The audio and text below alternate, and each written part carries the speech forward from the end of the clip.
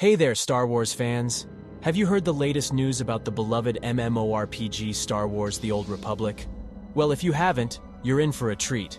Today we're diving into some exciting developments that could shape the future of this epic online adventure.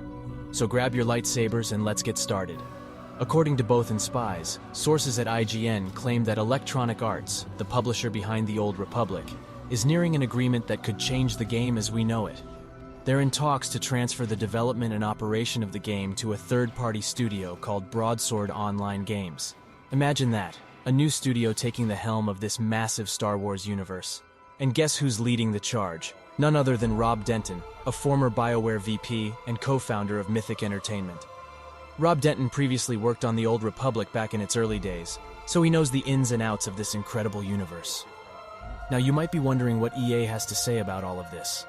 Well, they've addressed the news and assured fans that the future of The Old Republic looks bright.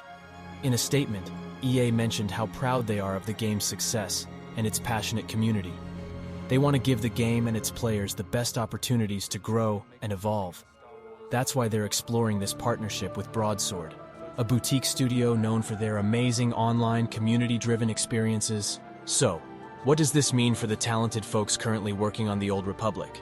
Well, around 70 to 80 members of the core development team are expected to make the move to Broadsword. This transition will ensure that the game's development continues in capable hands. And don't worry, planned content updates like patch 7.3 and the next PvP season are still on their way.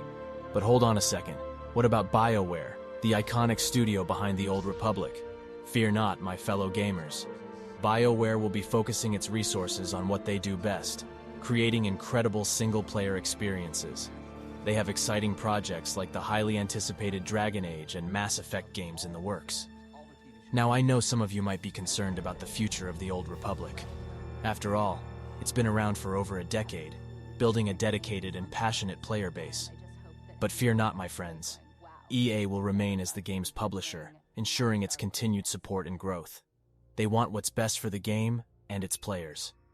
The Old Republic was first launched in December of 2011, with record-breaking numbers for EA, who took over all marketing from LucasArts prior to launch.